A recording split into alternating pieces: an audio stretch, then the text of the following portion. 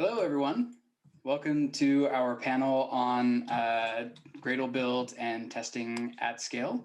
I'm your moderator, Zach. I guess this is the part where do I pick people to tell them to introduce themselves? Or John, who are you?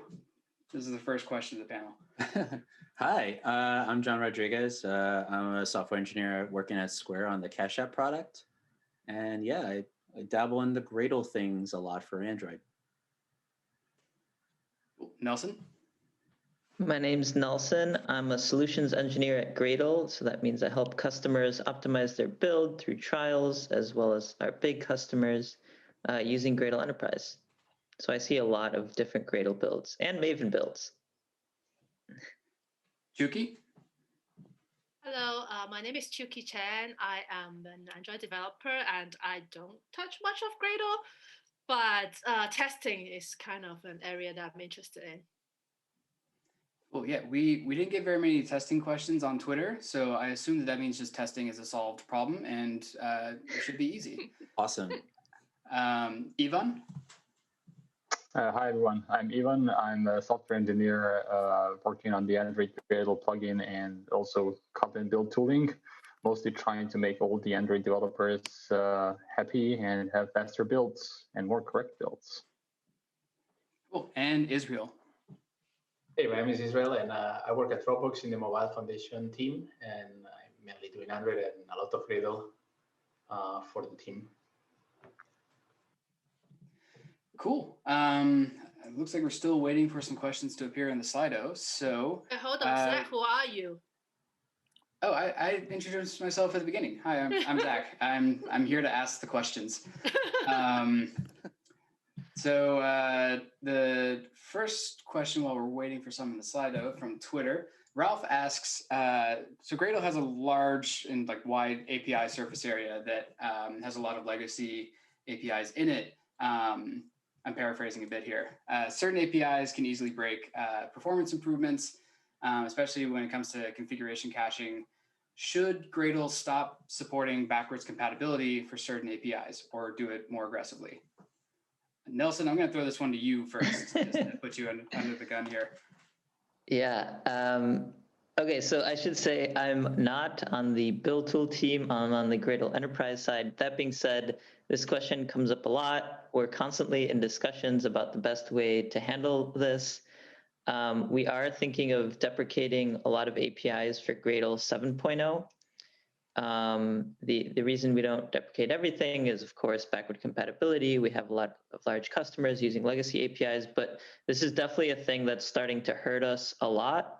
As Gradle builds get older and older, and these older non-performant features are being used. And we're not only in discussions with our large partners, we're also in discussions with Google about what should we deprecate, what should we get rid of, to make sure that Gradle builds are as performant as possible. So yes, it's definitely at the top of our mind. And it's also good that you ask for this, because that means that this is something the community wants, not just, hey, we're going to make it faster by killing this API. I'd like to add to that. One thing that I've seen some plugin authors do is add test kit tests to test a matrix of different Gradle versions for their plugin, enabling features like caching and configuration caching. That's a well-desired feature coming up. That can be onerous because now every plugin author needs to copy each other's test suites in order to guarantee that their plugins meet it. It'd be nice if Gradle could maybe team up with some of the work that I think that the Android Gradle plugin team did when Gotham on Uber came up with that large scale project to test AGP against, and maybe do some cross-section of testing plugins over large projects across Gradle versions. I think would be a really nice way to try to maybe catch some of those things earlier, because I agree it is a pain point, especially for many plugin authors. There's one thing. Yeah, I just wanted to add one thing for all the plugin authors who are interested in, using the latest and the greatest APIs. There are some flags in Gradle that you can pass. There's one that we are using in AGP, warning mode equals fail, -- warning mode equals fail. That one is a great way just to catch usages of any of the deprecated APIs. It is still not as strict as we'd like it to be. But at the same time, what we're trying to do on the ATP side is sort of like to design APIs that are also moving the ecosystem in the right direction. Like we're working on the new variant API that's only using providers and properties. We're trying to make it hard to do things in the wrong way. And that's also very important. Like that, that I think the plugins authors that see that they have like a big usage in the Android community, I'd love like for all of them, to start switching to these new APIs. I mean, we say new, but they've been around for almost like 6 months to a year and a half, and some of them 2 years. So yeah, it would be nice to start moving a bit faster there. Cool. So Anonymous asks, do you keep a org.gradle.caching true enabled for your local builds as well? I see a lot of my builds fail when I have it turned on, especially when the change is Dagger related.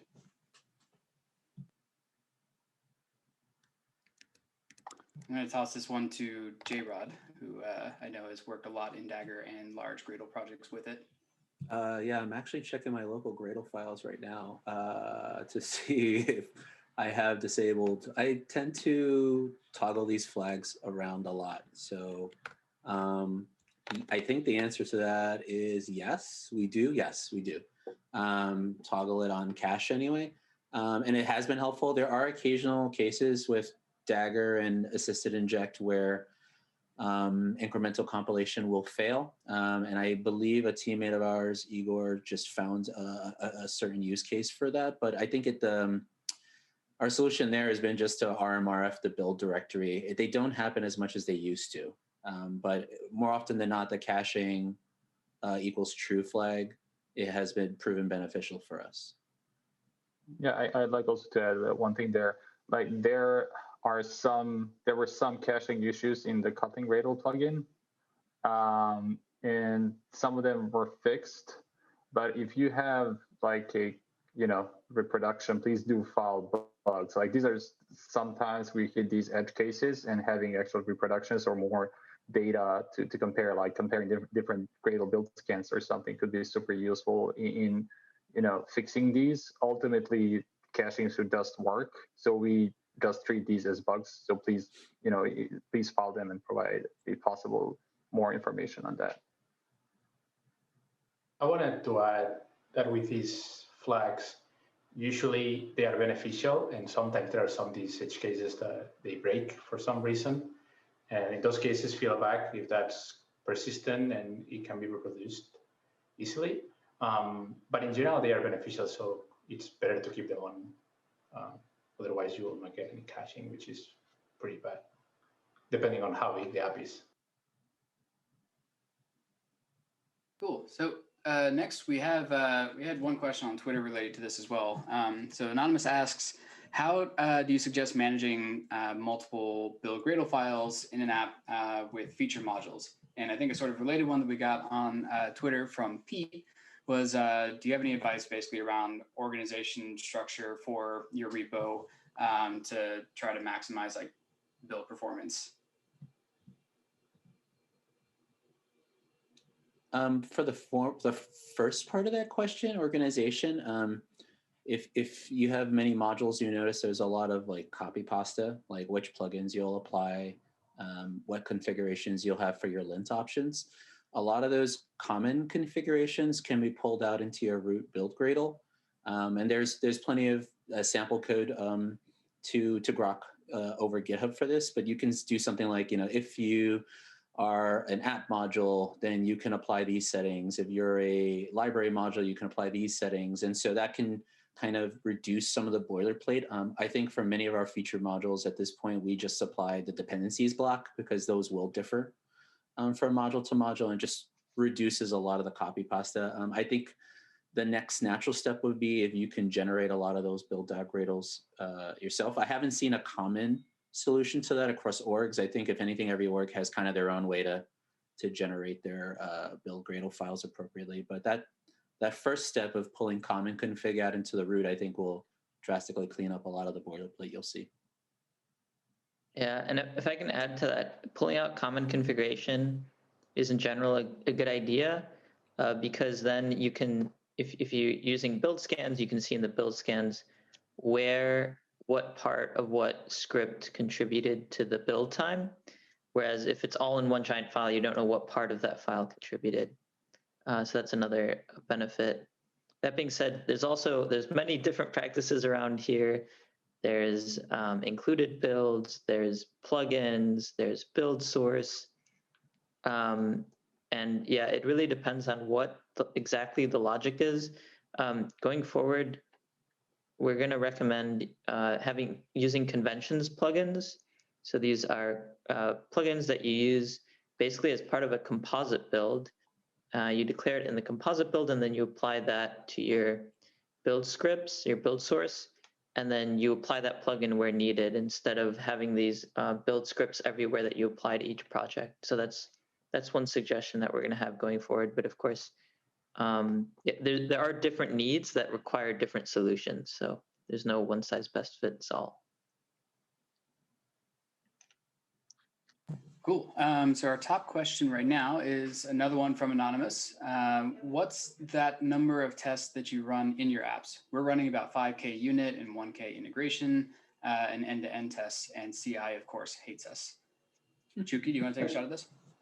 Yeah, well, I think everybody should give a number as well, so we have a more variety. I think so the app that I'm working on is about 400, I would say, espresso, so instrumentation test. And yes, like you do need to run it on CI, and it's a extra step of making it so that it's less flaky, it takes less time. So yeah, so far I still haven't seen like an easy way to have a big test suite.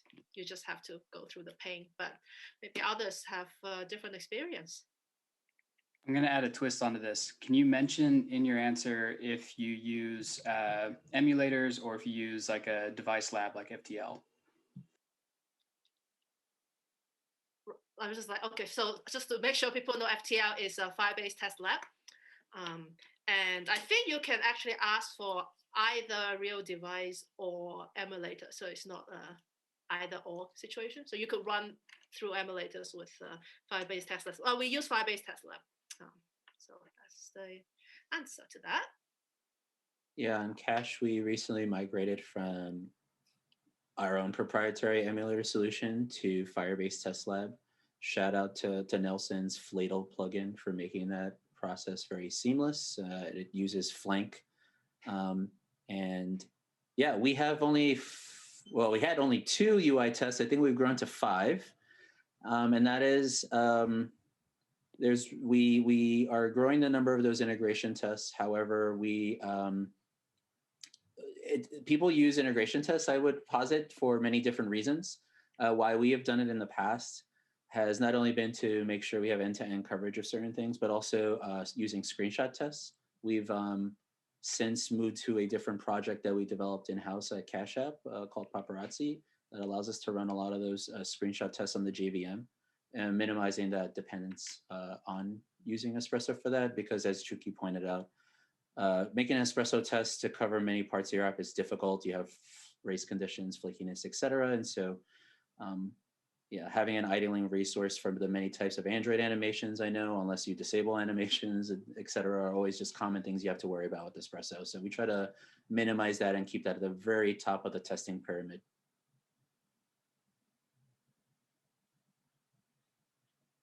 At Dropbox, I want to commend a project that Mike, Chris, and Will at my team did recently, where we had this 75 minutes time to merge because of those 6,000 tests that we have to run every time before we merge.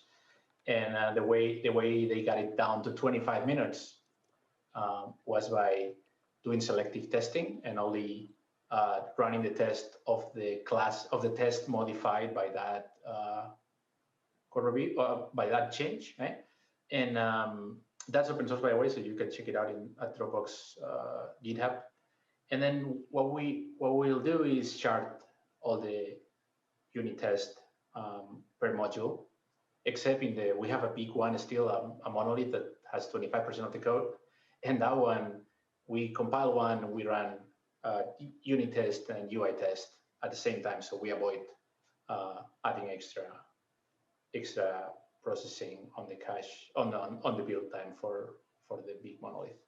And yeah, selective testing have definitely helped us bring that down and improving everyone's CI life, I guess. I want to add go ahead. Well, I was also going to add to that, but I was going to go on for a bit, so maybe you should go first if you just have a quick comment. I was going to add on top of this, how do you manage flaky tests, and do your strategies like differ at all as you scale up from a few hundred to maybe a few thousand? That's okay. That's a good question. Maybe we should get to that one next. Let me finish this one. Yeah, there's of course a bunch of strategies to scaling unit tests and UI tests. Like John mentioned, there's Fladle, where you can scale and parallelize all your tests on Firebase Test Lab with the Gradle plugin. And then, as Israel mentioned, you can use this Gradle plugin affected module detector. Gradle itself, of course, has build caching. So if the runtime class path of the module of the tests that are running don't change, Gradle will not rerun those if you're using the Gradle build cache. Another feature you can use of Gradle is max parallel forks. If you enable max parallel forks in a module, you can run your tests in parallel. That also helps speed up builds. For unit tests, Gradle also recently announced a new feature called test distribution, which will allow you to run your unit tests on multiple test distribution agents, whether locally or on CI. And that will also significantly help speed up your test runtimes, both locally and on CI. So if your laptop locks up when you start running unit tests, that helps with that.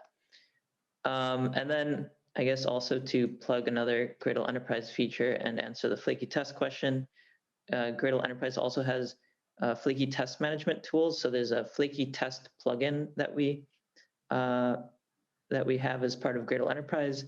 And what it does is if any unit test fails, it'll rerun it once.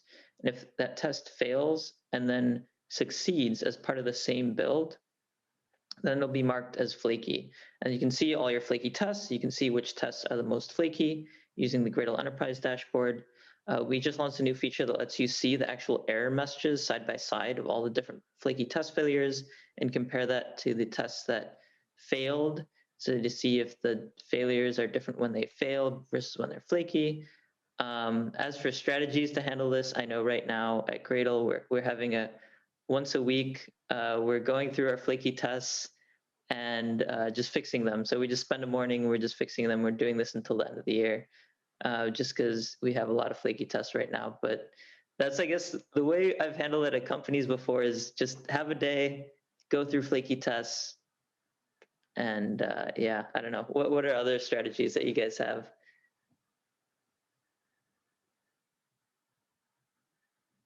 I think the strategy is if it's really old and the person that brought it doesn't work there anymore, we just ignore it. And then at some point, somebody's going to let us know that shouldn't be ignored and we fix it. But no, but it's true that accountability is really important. And we definitely take care of those that are failing. We ignore them to make sure that we don't block anyone from merging. I think that's the most important for us. But we fix them as soon as possible. Yeah, so far, I have worked with teams that are not that big. So flaky test is definitely something like super annoying. This may be controversial, but I am actually a believer that if you have a flaky test and you adopt strategies like trying to run it multiple times, and if it pass once, then it counts as passing. Because sometimes the flakiness comes from the fact that when you click on the drop down, it's not rendered yet before you try to click on an option, for example. So it's not necessarily telling you that your code is broken. So if you have a flaky test that you cannot make it pass, like I am actually a believer that just get rid of the test, to be honest. Like it's better to make sure that all your tests, when they fail, they actually indicate a problem than getting tired of seeing tests failing but not actually showing you bugs. Because even for a big team, right, and people lose confidence in the value of tests, then it's really hard for people to continue investing time in the test. So I know some people are really obsessed about test coverage, but to me, it's more important to have good tests than have a lot of tests that don't tell you anything. I like it. I heard a rumor once about a company where if someone maintained a service and then they left, then they turned off the service until someone else complained about the service being off, and then they were the new owners. I think it was a joke, but I do wonder sometimes if that would work. Well, it's the same theory as if you have boxes that you moved and you haven't opened them in a year. That means you don't need those things in that box, right? So exactly. So moving on through the questions here. So we have one from Rodrigo. How do you guys see Jetpack Compose X Roboelectric tests? I'm guessing that means in combination with. Do you think that there's hope for a faster instrumentation test with them? I'm going to send this one over to Ivan. I think probably Roboelectric is going to be able to handle some of them. I'm not sure, but I can imagine that in the same way with the current layout solution, you still want to run on the device in order to have proper testing of the behavior of the platform. So I'd assume you would still need to run instrumentation tests on the actual devices. So I don't think those are going away fully. However, we were trying to address some of the pain points, especially about caching and up-to-dateness of tests, by trying to model the state on the device a bit better. And we're working on that with the new nitrogen plugin that should allow us to know what the state of the device and thus be able to actually cache integration tests. Another one from Anonymous asking, what are the top 3 things that you'd recommend to try if your build time in CI is really long? I'm going to send this one to Nelson and J-Rod. Yeah, this is a good question, and obviously it depends on your setup. I'm a little bit biased here. I'm going to say run a build scan and then take a look for red flags. So big red flag would be if garbage collection time is high, increase your heap size. If one specific task is dominating the build time, that could mean split up that module into different builds so that not the up-to-date checking mechanisms and incremental compilation can work better. Of course, yeah, there's a bunch of things to test. Make sure there's no plugins, so check your configuration time. Make sure there's no plugins that are adding a significant amount of time to the configuration phase. I guess, yeah, those are 3 things. So I'll let J-Rod or someone else answer. Yeah, I think those are good starting points as well. Just speaking from experience on the app that I work on, try to see if how different the local build and CI builds are different. For example, we use Amazon workers, and so they may have beefier RAM than our local machines. Also, but at the same time, because of compute cost, they may have fewer cores. And that can drastically affect the parallelism of your builds, and that just means longer wall clock time. What else? Nelson brings up a good point about the plugins you use. I mean, it's very easy and handy to use a plugin from open source, but it's also sometimes one of those plugins may inadvertently drag your build down. And so build scans are helpful for being able to profile that information quickly. Parallelizing and modularizing, again, if you have more cores, that means you can run more things in parallel. Also using plugins that have adopted the worker API to achieve even better parallelism are some things to maybe kind of start off with. But usually CPU cores and RAM are the bottlenecks for a lot of these things. Yeah, we've done a bunch of things at Dropbox. First, get a bigger machine, as you all said. That always helps. But then taking a look at the build scan and checking the configuration phase and the execution phase. In the configuration phase, we had this one instance where we added a plugin, and that plugin doubled the time of configuration. And Nelson knows about this, that's why he's laughing about it. And then so it was difficult for us because at that time we didn't have any telemetry to tell us when that happened. So I had to go down in time to figure out what was it. And thanks to build scan, though, we had a really good signal of what was happening. And so that's one.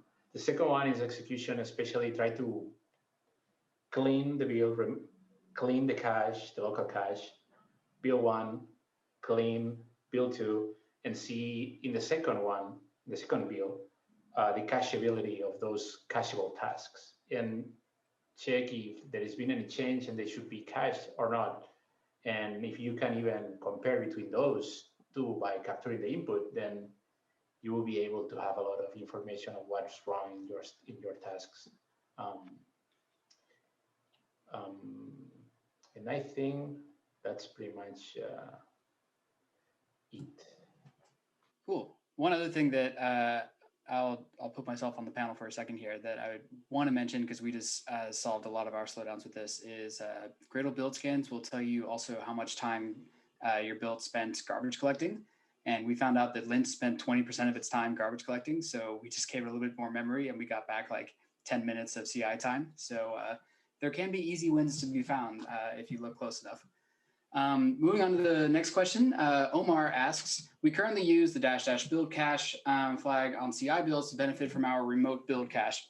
Would it be a good practice to use that flag also on developer local builds?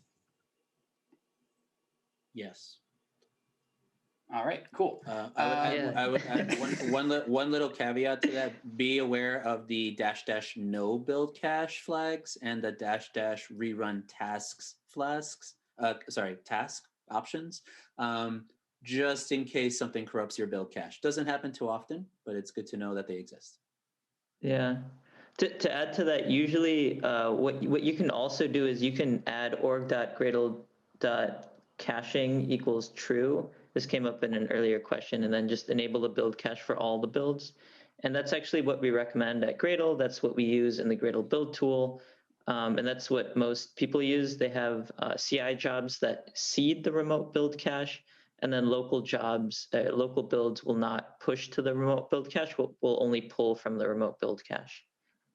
And that's the recommended setup. And I think that's also in the docs as well. Oh, one caveat though, be aware of negative avoidance savings tasks. If that happens to you, you can use the Gradle Doctor plugin. It'll tell you about that, but that's a whole nother topic I don't want to get into right now. You piqued my curiosity. I'll ask you later. Standard disclaimer that Nelson is the author of that plugin. Yes. Ivan, I think this one is going to be for you. Chao Song asks, when AGP aligns with the versioning of Gradle, which is, for background context, a reference to the next major version of AGP will be, I guess, 7 to match the Gradle version it's built with. Yes? Yep. Would it be possible to fix the lint versioning as well so that we don't have to keep adding 23 to the current AGP value for lint tools? That's a great question. It's something actually we're discussing internally. There's the whole versioning issue is is lint, should it be versioned with AGP or does it more belong to Studio? Because it's also it's an IDE thing as well. So at the moment, we're trying to figure out sort of where it belongs naturally, and based on that, we're gonna figure out what is the versioning schema that it should follow. So yeah, no definite answer yet. Anonymous asks, on CI, it's easy to have memory issues when running tests. What's the best strategy to manage memory between tests or between tasks that spawn Java processes and the Gradle daemon?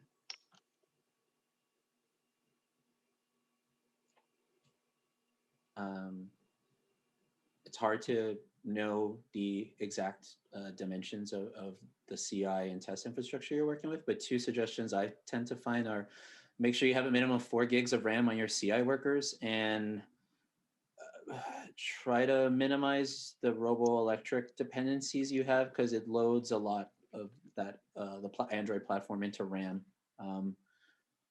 Again, those are just very general ideas that I know that's affected us in the past.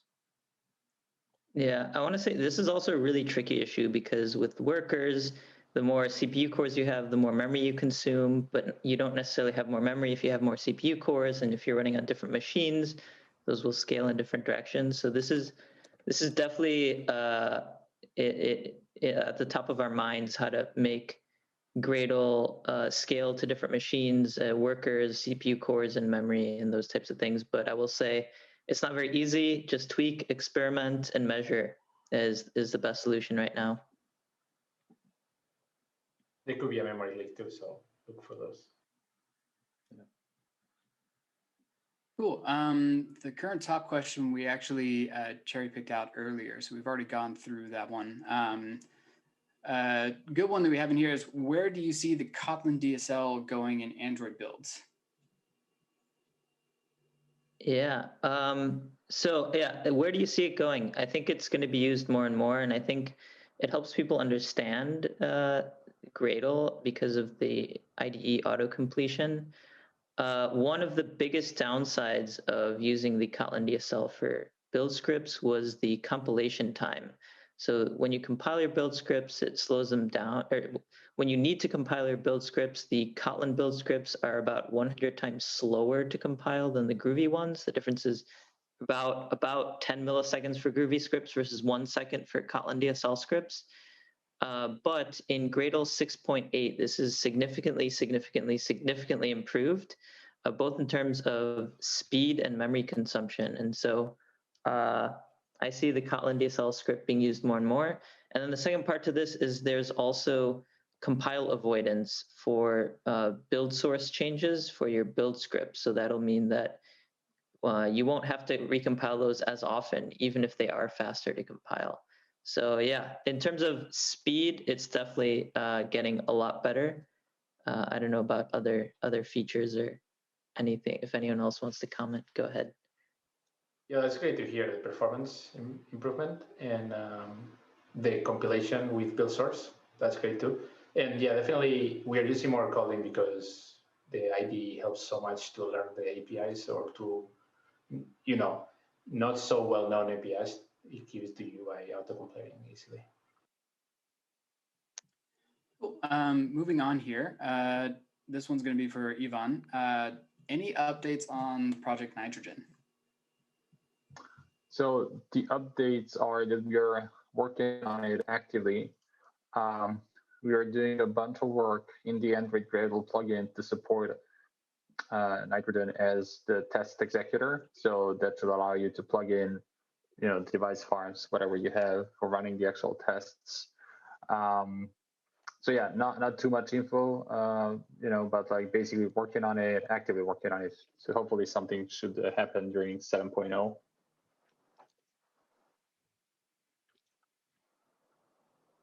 Cool. I'm going to take one from Twitter here. Shoot, where was it? I lost the question that I was going to ask. What's the current state of configuration caching, and what can I get by using it, or I guess investing in making sure that your project supports it? I'd love to take this one. So the current state is that Gradle 6.7 has pretty good support for configuration caching, but 6.8 fixes even more things.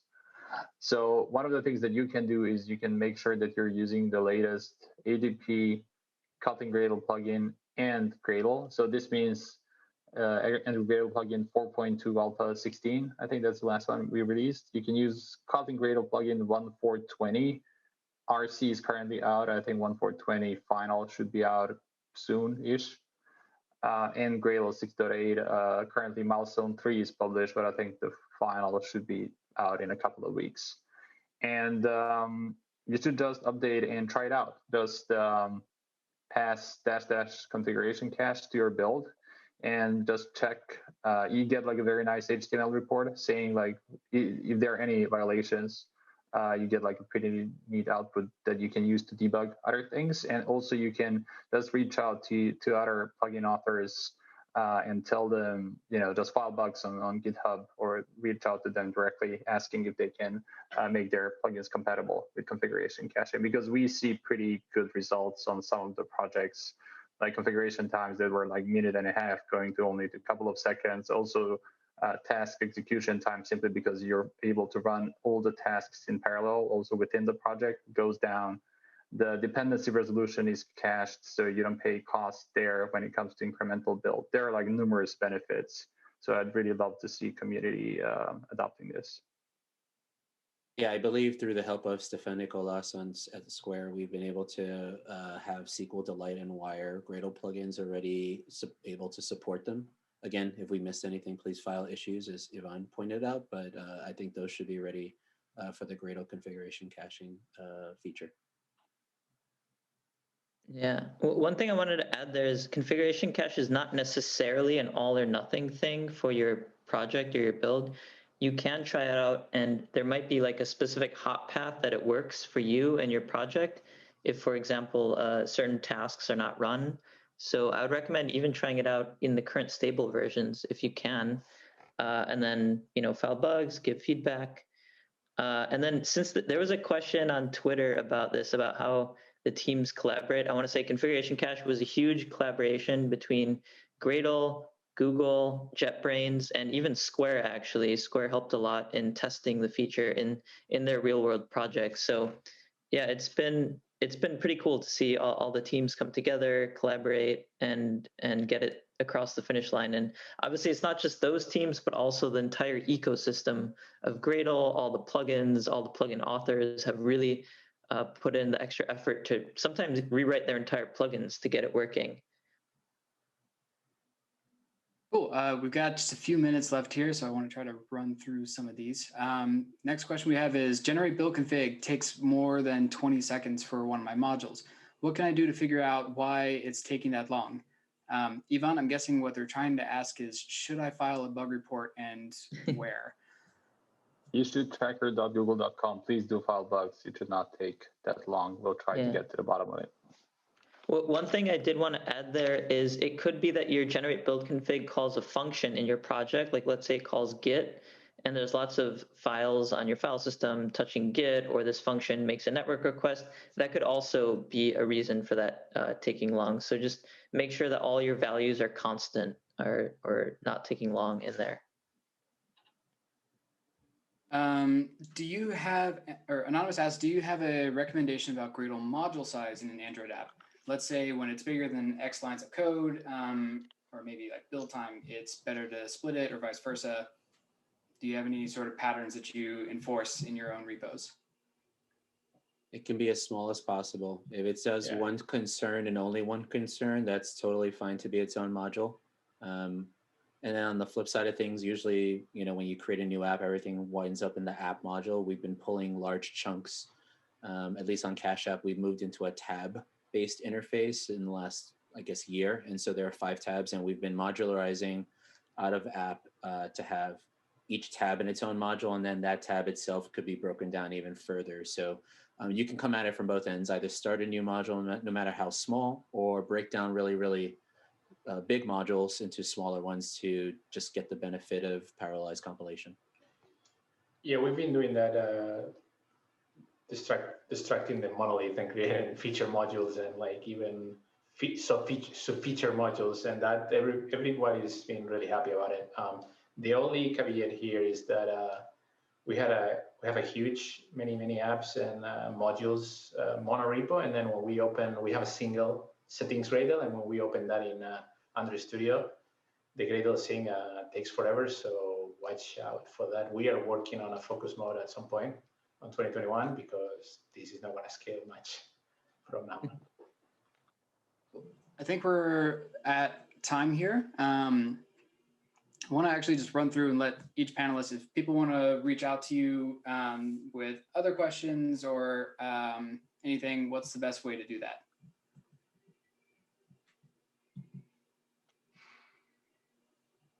For me, I'm on Twitter and JRodBX, JRODBX.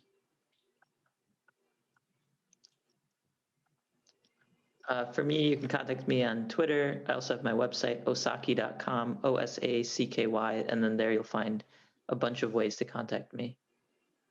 Feel free to reach out to me on Twitter as well. I think the Twitter handle is on the website with the talk. Yeah, same for me on Twitter, RALLAT, Rallat. Yep. I'm Chiu-Ki on Twitter. Cool. Thank you everyone for attending. Thank you to our panel for taking the time to sit through these. And cool. Have a good day, everyone. Thanks, Zach. Thanks, Zach. Thanks, Zach, for Yeah, moderating, bye. and everyone else Thank for you, Zach. joining. Take Thank care. you, everyone. Thank you. Take care. Bye.